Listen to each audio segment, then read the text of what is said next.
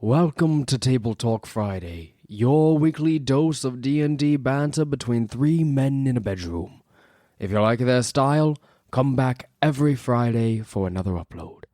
Now, back to the boys. Drew, you've really got me in a pickle here because I see that right down the road from me, there's actually like maybe a block right down the road. I'm right beside a gym. Like Oh, are you there's a really? Reshiram raid going on right now, like right next door. What did you call it? Reshiram? What did you say? Oh, Reshiram? Is it Reshiram? I think always it call is. Reshiram. Okay, well, I mean, what's the difference, really? Well, one sounds terrible. One sounds like a Reggie, like a Yeah. Reggie Rock. I have so many notifications in this thing. This is crazy. For the audience that's listening, I am re-downloading Pokemon Go specifically because I want shiny Pokemons and Pokemon champions. Like, that's the only reason I want to do this is because I want shiny Pokemon and Pokemon champions that I can then use for battling. It would make you way cooler if they were shiny. Well, yeah, I run into people all the time who have full shiny teams, and my instant thought is, "Wow, what a hacker!" But then my other thought is, "I wish I had that." Man, he's so lame. I wish I was him. Oh, if I just run across the interstate right across from me, there's two gyms. So all I have to do is sprint across an interstate, an active interstate. You make fun. I had my breaking point the other day. There was some good stuff across the street. I don't even what road. It's a major road over here. So it was like 10 o'clock at night. I did sprint across the dark road to to get the Dynamax, whatever it was that I wanted.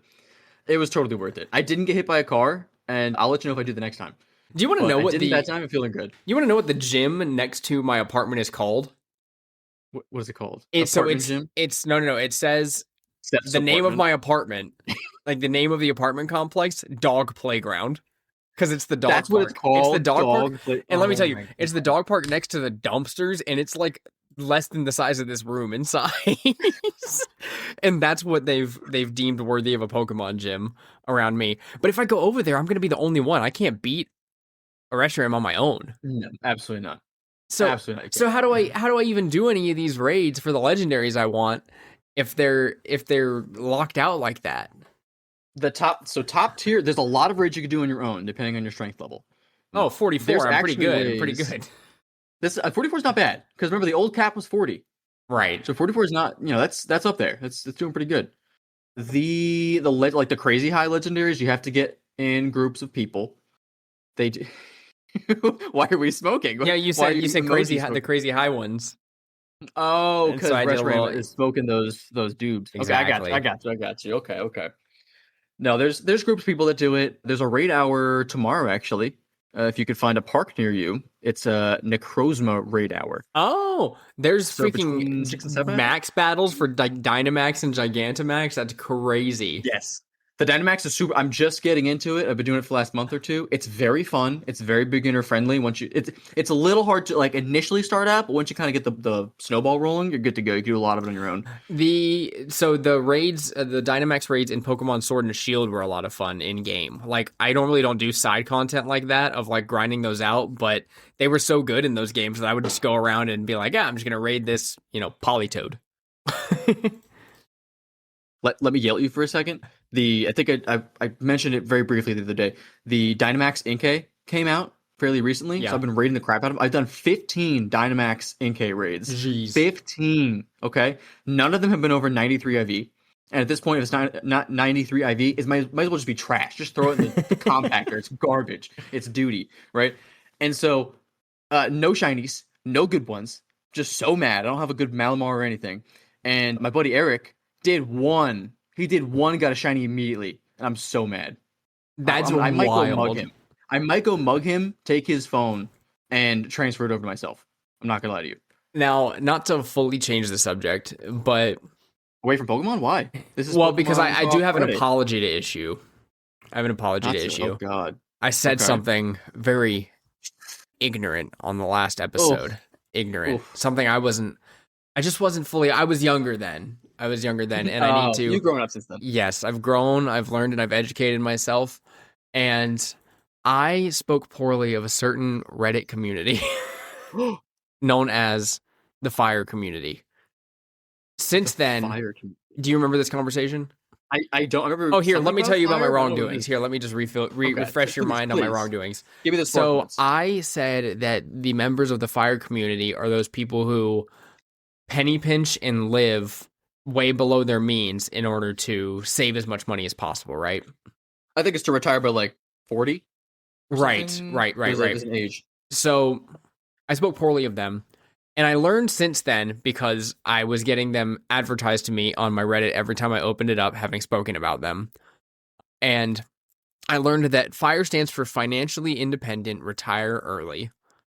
Oh, cool. That's a good acronym. They all that really happens is people post what their situations are like and how soon they can retire. And that's about all they talk about. It's not actually toxic. So I'm apologizing to that community, and I think you're all pretty cool. Very cool. Look at that. So, all those you fire Redditors out there, now that we've just, crapped upon, you should join our Patreon. Patreon.com/Table Talk Friday. That's right. Give us your money so we can become financially independent and retire early.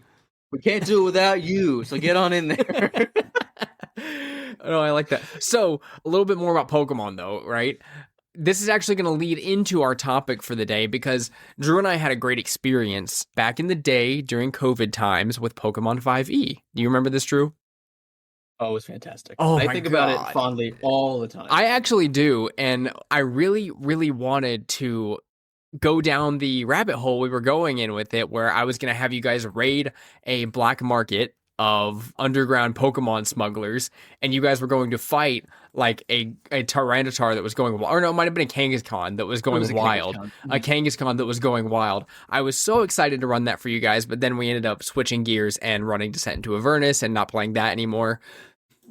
So, we never got to finish up the arc, and eventually I will run another Pokemon 5e thing. But today's topic is all about reskinning 5e and whether it's frowned upon or not. Because, as you know, there are a million bajillion tabletop RPGs in the world. Meaning, we've got Pathfinder and D&D for all your high fantasy stuff. You've got Daggerheart, which is kind of the same theme. Blades in the Dark for heist-themed things. Monster of the Week for just silly adventures with a lot of roleplay. So on and so forth. There's just tons of different... Nimble. I don't know if you've heard of Nimble, but it's a very rules-light RPG. It's like enough that can fit on a note card worth of rules, but it's rules light, and you can use it for a bunch of different stuff.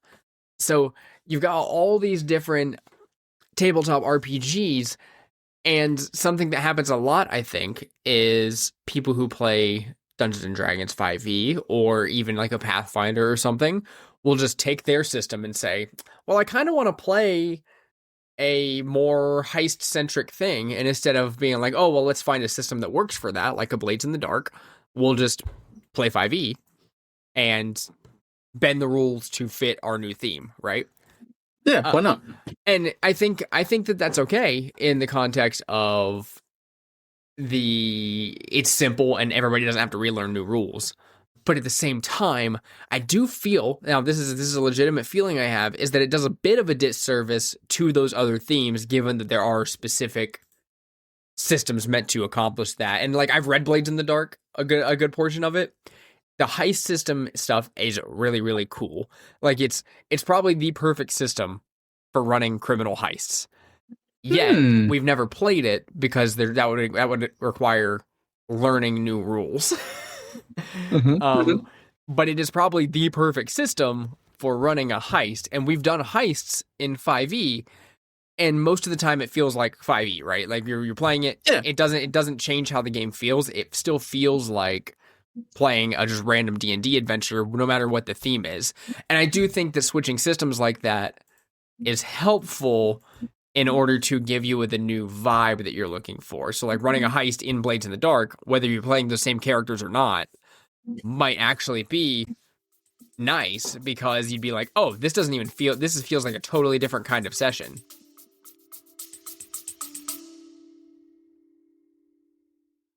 We interrupt this regularly scheduled broadcast to tell you about patreon.com/tabletalkfriday, where you can get post shows from the boys every single week. Sometimes they talk about their personal lives, sometimes they talk about gaming, and sometimes the conversation just continues where it left off. So go check out patreon.com/tabletalkfriday now. No, I mean, I totally agree, and I think it's important to kind of get that inspiration, right? I Even if think you you don't might have play hit that. your mic or something because you got really loud. So check your little volume thing on the bottom. Oh, Did you am heat I it loud up? right now? Yeah, you're super loud. Oh, see. There's a couple little How's that? about the Good. same. I don't know if you might have. This That sounds pretty good. okay. We're good now. All Yeah, good. yeah, that sounds a lot Okay. better. Feeling froggy. What I was saying. I don't know why I got super loud, but what I was saying there was, I like the idea of swapping these systems or these games or whatever you want to call it, depending on kind of the angle you're coming at it, right? So we played Monster of the Week twice. I think we did 2 sessions Monster of the Week. Yeah, We never went back to it. We speak very fondly of it. I'm sure we've stolen things. We've gotten ideas, inspiration. I think about it all the time, right? There's nothing wrong with, jumping around and not pursuing it, though. So, like, you should jump around, sure, if that's what you're looking for. But don't be afraid to go back to your home base. right. So 5e has always been our home base. It's always worked for us. But we also worked hard to make it work for us, right? So in the beginning, we don't know all the rules, we don't know all these books, right? We've collected all the books, we've gathered this knowledge, we've listened to our videos, right? We've got the experience to the point where 5e is our home base, it's our checkpoint, it's our comfortable spot. So for me, while I do want to try these other games, you also want to, have fun with the games that you're playing because they're games, right?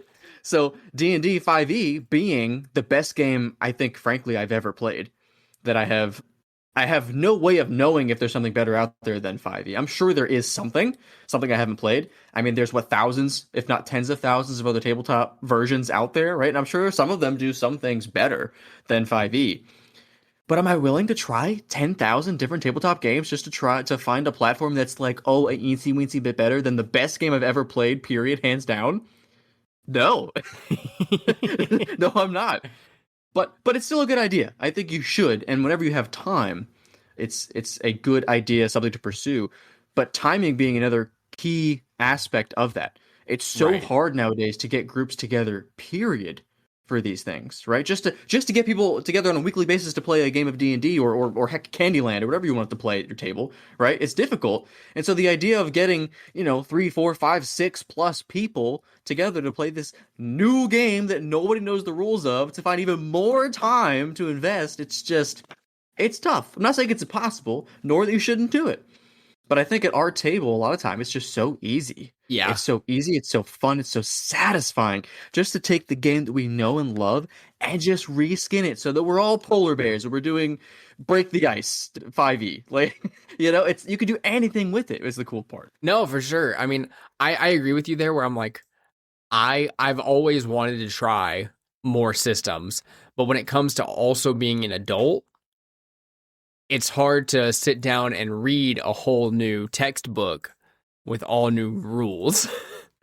So, given that we all learned these rules like, 8 or 9 years ago, it's pretty easy to just go, oh, well, we'll just do that because all we have to do is adapt whatever the things that we already like are. If we had all the time in the world, like if it was our full-time job to be producing like D&D, right? Like sitting down and playing D&D all the time, hell yeah, we'd all be studying new systems and trying new stuff. Yeah, But absolutely. given that we all have limited hours after work, we have limited hours on the weekend, and frankly, most of the time we all talk to each other is just in our D&D sessions before and after.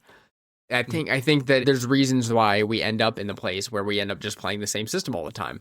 I've always wanted to try other systems, but I feel like I would have to go out of my way to have a second group of people learn how to do that system. Yep. Because I've read through the beginnings or the rules of Pathfinder too, and I actually think that those rules, as far as like combat and stuff goes, like the actual mechanical rules are better than 5e's mechanical rules.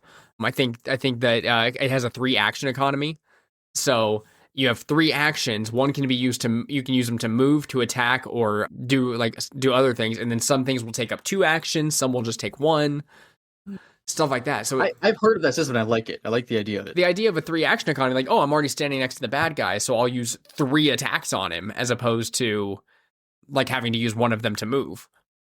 I like stuff like that. So I do enjoy seeing the other kinds of rules, and I think that it's more intricate, and people like Zach and Sean, who are like power gamers would have a lot of fun crunching the numbers in a system like a Pathfinder 2e. So I actually think that would be those two's preferred system. I think your preferred system is the one we're in right now. Because I'm like, well, it's less number crunchy. You don't have to worry about as much. You just read the spell, you know what it does. There's not like nearly as much adding and subtracting. While there's still a lot, there's not nearly as much. So I don't think Pathfinder 2e is for the entire table. 5e can be for the whole table. So it's a very fluid and simple system, which I think is why it can adapt so well to other things. Like we said, Pokemon 5e, which someone adapted our favorite system into a full battling catching mechanic, is really good. Everybody is a Beastmaster Ranger, basically, and you all have your specific like feats and stuff like that complement your training style. It's so good. It's so fun. And the way you can play it also took a system we already knew really well and made it a lot of fun. You guys actually set aside time to go out and XP grind and train, which is really cool. Yeah. Like, hey, we're going to go out in the fields. We're all going to catch enough Pokemon to build a team, and we're going to train with some XP a little bit. That's fun in the way that, like, oh, we don't have to plan nearly as much in a session if you have random Pokemon 5e tables and just everybody goes out and grinds and trains. That's cool, and that's a lot of fun. So I really like the fluidity of being able to look for stuff like that. But likewise, I do think that, so I know I've seen a lot of people online saying like, no, you should use the system you're meant to use for different situations. Not meant to, but like you should use a TTRPG system for like Starfinder. Starfinder, yeah. You should be using Starfinder if you're doing something in space, right? You should be using Monster of the Week if you're doing a Monster of the Week themed type deal. Blades in the Dark for heist, etc. Call of Cthulhu for stuff like that. And a lot of people I've seen online say like, yeah, these systems exist for a reason, use them. But man, I like 5e. So I want to hit on this point for a second. So I understand the idea of for optimization purposes, right? If you're going to play a game, I mean, it makes sense to optimize and play on the platform that is most efficient or effective for having fun in that thing. So let's say, you know, Starfinder is the best thing to do for space stuff, right? Great, fantastic. I just don't know how much optimizing I want to do with my fun. Yeah. Like, so I'm not saying it wouldn't be worth it. Like if I started playing, you know, Monster of the Week right now, like hardcore, got super into it, maybe it would be more fun in the long run than 5e. It's very possible. Maybe there are so many things about it that I would love so much more. I don't want to spend 3 months to get there. When I get home let's say you get home from work at 5 and I get home later than that, right? You have what, 5-6 hours, so you got to go to bed. I'm sure you can stay up later, you go to bed earlier. You know, people have different time frames or whatever their bodies can handle, right? I'm going to have 5 or 6 hours when I go to bed. Maybe I want to have some fun playing some games. Well, you know what's really easy? Popping on for 3 hours playing some Smite 2, right? Instead of going, oh yeah, let me study for 2 hours so that next week, maybe if we could all find the time to play this game, we could do it. And maybe it won't work out. Like, I think we're thinking too hard, right? By all means, optimize whatever you want to do. It's your life. Live the gaming life you want to live, right? But just have fun, man. Find a game that works for you at the very least and play it. Have some fun. Yeah, I think it's not feasible for most hobbyists, but if people are spending like someone who spends all of their time after work at a TCG store or something like that, someone who spends all their time in a place like that, it probably is doable to like, oh, let me just learn a couple different systems and I'll DM different systems every week, or I'll play in different systems every week. I think that's where it's like, it comes into play. Like, oh, my third place, the place I hang out in my off hours, is a TCG card shop or like a D&D store or anything like that. I think that's where it comes into play. Or you go to a lot of conventions and you play a bunch of different systems. For your home group, I think you just got to do whatever your table finds comfortable. And for us, we are so comfortable in 5e. We can all say, hey, let's have characters ready for this Friday. I trust you all to make your characters and not have any questions for me. And if you do have a question, it's, can I have this magic item normally? And that's it. So like the fact that, and I've been thinking about this a lot lately too, the fact that I don't have to reach out and help people make characters. Like I say, hey, here's the theme, here's a spiel about the session. See you guys on Friday right? And then Friday comes, everybody's ready, sometimes one level higher, Sean. That's And so funny. and and yeah, it's very low stress for our group to do that. Now, not every group can do that because you can't always trust everybody at the table to get that stuff done correctly. I mean, you can trust Patrick to do it incorrectly, but he's usually weaker because of it, not stronger. And there's consistency there. You expect it to be wrong, so it's okay. Yeah. It's fine. No, I was just thinking the idea of swapping systems and how daunting that is. I was thinking back to a much lesser level, obviously, but just for exemplary purposes. A couple months ago, before we had started campaign 3, you had mentioned to everybody, "Hey, I'm thinking about swapping settings here. You know, not doing the Forgotten Realms, right? Doing either Eberron or Yeah. Faerun, whatever it may be, right?" And I know we had talked about it separately, aside from everybody else, and I was like, I don't know. Like Eberron's kind of like my least favorite thing, you know. And I was, of course, I'm excited to play D&D, and I would have played the entirety of Campaign 3, regardless of what setting it was, with the boys, had an absolute blast. But I had told you, like, I wasn't really feeling Eberron. I think I'd rather do either what we were doing or something else. Something like, I think Dragonlance had even come up with a play from Sean or something. I still have the book sitting on that shelf over there, Dragonlance. Maybe we'll get there. But just the slight, I'm going to call it a turnoff, just the slight turnoff or the slight change of taking like my favorite game that I've been playing for absolute years, kind of the same way. Well, we adapted our own pace, right? But that I've been playing for so long, and just swapping the setting, same rules, same everything, going like getting almost like a little stressed about it. I can only imagine a table where the DM's just like, "Yeah, we're gonna go play Pathfinders." That what? I think I would throw up. I would, like Seth, if you said, "Yeah, we're just gonna do Monster of the Week for campaign 4," I think I would just vomit. Just right Monster there. of the Week I could not make last for a whole campaign. There's not like enough of a variety there as far as the system goes. It's fun for like a TV style, like short episodic adventure. That's what it's for. Which I did have a 3-part series planned for that I was totally down to run. And we're just about to get arrested too. I'm excited if we ever go back. That would be fun. So I would have to convince the new players to be the cops. Like if it would be the 3 of you in the car and the other 2 could be the cops. And then the 5 of you would get roped into the same scheme. I'm gonna say something here. We're talking about adapting systems, so I think this is perfect. What you just said, which was we cannot make like Monster of the Week kind of last for like a whole campaign, or like maybe there wasn't enough there. I would argue, so 5e D&D has a lot of stuff in there too, right? But we make 5e fun. I'm not saying 5e isn't inherently fun, right? But the way it's designed, the way tabletop is designed, is you're supposed to reskin it to a certain extent. You're supposed to put rules in. You're supposed to make it your own, right?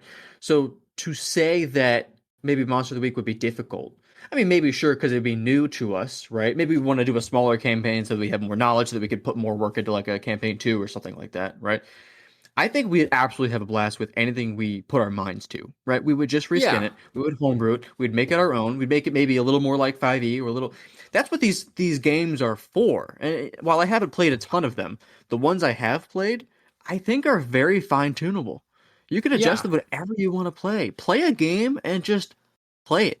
Make it your own. The one I legitimately think we all need to give a try is Daggerheart. I have looked at it. I have read through a lot of it. I think our table would thrive in Daggerheart. Really? Specifically because it auto balances combat for you. Like the way it's done, you guys by rolling the like hope and fear dice, either power yourselves up or power the enemies up. So like if you roll a certain like higher on fear, I'm going to get like the little extra die on my side, and I can spend those to take actions as the enemies. So as opposed to there being an action economy of like, oh, my bad guy only moves once per turn, I move based on how many times you guys fail. Oh. So it's like auto balancing in the way that, oh, my fear dice, I rolled a 6 on hope and an 11 on fear. So now I'm going to get a fear die, and probably at the end of your turn or the end of the next person's turn, I'm going to spend fear to attack someone. So see, that's kind of cool. I like that idea. I like the idea of incorporating that. Yeah, and what's really cool about it is it's got all these like little spell cards and stuff, so you actually have all your spells and everything written out. And the character building is really good as well. I think we would all enjoy it a whole lot, and I'd like to try it with the whole group at some point. I'm just not willing to do it in the middle of a very serious part of our campaign. We'll do it 3 years from now when campaign 3 is over. Yeah, exactly. I'll have the book sitting over there, and we'll just. I'm thinking what's gonna have to happen is I'll just have to convince people on a one-off week to be like, hey, are you guys who is down to learn Daggerheart with me this week? I'm gonna say something stupid here about Daggerheart. I like the idea of it, and I'm absolutely going to play it at some point. I feel like maybe you feel the same way. I don't know if other people feel the same way. So Critical Role, as everybody knows, has been sort of a staple or a pinnacle of what D&D can sort of be to a lot of people online. We talked about this before, the Mercer effect and blah, blah, blah, blah, right? It's sort of the top tier level of D&D, like the D&D pros, if you will, the major league of D&D, right? Because of that, and because we've come so far on our own, and I think our table is incredible. I think we've crafted some fantastic stories, like just some beautiful cinematic moments. We've cried, we've teared up, we've gotten angry. Like it's just such a good game and such a good community that we've crafted. I feel like we're up there. I feel like we're really just having a freaking blast with it, right? I almost feel like a stigma around Critical Role. I don't know why. It's not like it's not a hatred, not a dislike. It's almost like they're mainstream and I want to do my own thing. Yeah. Kind of a vibe. So when I hear Daggerheart, I thoroughly want to try it. I really do, but there is a little something in the back of my brain like, don't do it. You don't need it. Just play your own thing. Well, and they in their main campaign right now, in campaign 4, they use 2024 rules. The D&D. Really? Yeah, and then they have their second series, I forget what it's called, but they have their secondary series where they play Daggerheart. But they were like, yeah, for what we're doing, and Brennan is DMing, he's like, they were like, and Brennan's most comfortable here. We're all really comfortable playing 2024. Daggerheart, while is brand new and has a very limited number of classes, right? I think they have like 12 classes in there, while there are 12 or 13 players at their table. Oh my god. For Critical Role, probably overclass each other. Yeah, well, no. They're spread out. So there's 3 different groups who go on because they're doing some weeks it's only these 4 players. Some weeks it's these 5 players. That's right. And they're split into 3 different adventuring groups right now. And then they recently, I think they had their first time since the beginning of the campaign where they all came back together to do something and then split up again. That's cool. You know how hard is it to run 12 people? Jesus, dude, you're talking about Brennan Lee Mulligan, the best DM on the planet. God, I'm sure you're right, but like I can only imagine. I think I ran. What was the Christmas one-off we did? Was it 8? Yeah, we had like 8 people one time. 8, and it worked out, but like it was a lot. It was a lot to keep track of and manage, especially for me when I don't get to DM a whole lot, right? I can only imagine 4 more, a whole nother game, a whole other group of people on top of that. Like absolutely not. I don't want it. I don't want to try it. No, thank you. Oh yeah. No, I definitely want to do it at some point. I want to try out the other systems, but I understand what you mean with the stigma. I actually had a very funny interaction recently. Oh. I was talking to a father of one of our friends in town and found out he had a YouTube channel that he was doing videos. I don't remember what exactly it was, but he was doing YouTube videos, and he was like, "Oh, well, Seth, what are your hobbies?" And I was like, "My friends and I play Dungeons and Dragons every week. I play video games, I do this." And he goes, "Oh, you guys do?" He was like, "You guys should, like, you can record those and you should record those and post them." And I was like, "Well, we've talked about it a little bit, but we like that our game is personal and it's in our own thing. Like we do it for ourselves, for our own enjoyment. We don't want like everybody to watch." And he goes, "But those kinds of games, like those kinds of things where you're only doing it because you guys like doing it are what's going to make you money." And I said, "Yeah, but like D&D for me isn't to make money, it's to have fun." I was like, "I do this to have fun with my friends every week. I don't want to worry about the views coming in on it." And he was like, "Yeah, but that's the reason he was like, the reason you feel that way is why you should record it." And I was like, it is a paradox, right? Where it's like, oh, it's organic and we do love it, so people would probably watch it. But then the other side where it's like, well, that takes away because that's the reason we don't record it. It is. It's tough. It's like, what do people say? It's like when you watch all the TV shows with the villains and the superheroes, when it's always the person who doesn't want to lead that makes the best leader, kind of a vibe. Do you think we should record it, not to post, but to put in a Dropbox so we can go back and watch our sessions.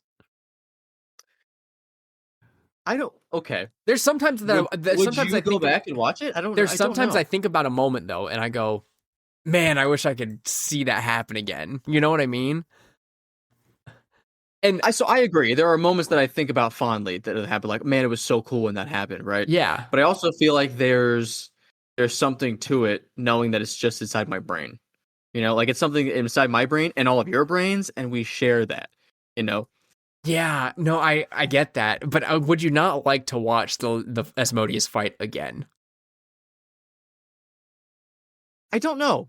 I would. I don't know. I would love to see the moment again, like you doing the scatter, bringing everybody in, and Oswin shooting him in the head. Like, I kind of like that gives me chills thinking about it. Right?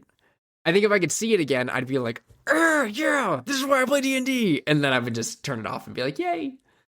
I don't know. I feel like it's very much so the question of like while you're on vacation, right? Do you take the picture or do you not? Well, I Right, you take don't, the- but my whole family does for the reason I just said. Yeah, but what if everyone else thinks like that? Then you have no pictures.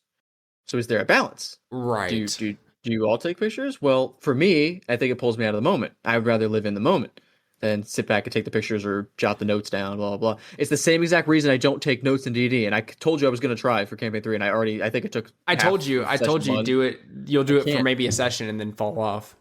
It's too. I can't stay immersed taking notes. I can't Me do it. neither. I'm glad Zach can. As soon as I start taking notes, I feel like, oh, I'm not looking at the camera. Seth thinks I'm not having fun. Like he thinks I'm on my laptop right now, or oh, like I'm typing. I'm trying to think about what I'm going to say as this other person that's not me. But I'm trying to make sure the notes look good, and they never look good. You go back and try to read these notes, you're like, what the hell did I write? What happened last session?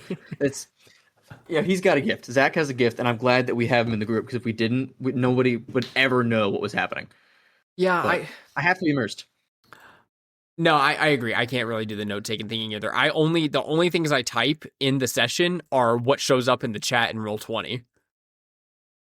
Like, Yes. I don't sit there and type I anything love when out. they're in I Roll20. remember what happened, and then I type up during my prep for the next session. I type up what I remember happening. Oh, really? Literally, like I typed up what happened the week before, like 2 hours before the session this past week. You know what I thought about doing? I thought about just powering through. I'm going right back to our AI conversation that we've had. But I've thought about taking just really crappy chicken scratch notes in bulletin form and then just downloading them into or copy and pasting them into ChatGPT and saying, hey, make this look good and feasible in a way that is actually, has some sort of readability Yeah. to it that's not just absolute chicken scratch. I never got to it because I never actually got any notes to put into it. But I thought it might be a good idea just for tracking, documentation, I just so I don't have to sit there and do it, right? Yeah. No, I mean, that's fair. I mean, for stuff like that, I just typically open up freaking Google Docs and just paste it there and go, I'll look at that later. And then I never open it again. But then you never do is the thing, right? Right. I don't Well, I do think we can pick up part of this conversation because I have something cool to tell you in the post show. Now, if you guys Don't give wanna it too much. Yeah. If you guys want to listen to the post show, you can go over to patreon.com/Table Talk Friday. For $5, you get access to the post show and you get, access to us posting these episodes as soon as I finish editing them, which is sometimes the day before, and it's sometimes right after we record it. It just depends on how I'm feeling after the recording. So head on over to patreon.com/Table Talk Friday and check that out. But with that, I need the Master of Notes to take me out. Guys, it's the master notes, man. I can't take notes. I thought it was the master. I was just a yellow belt, man. I was just a yellow belt taking notes. I tried. I got 2 paragraphs of notes. They don't make any sense, man. I can't. I need Zach. Where's Zach? Zach, please.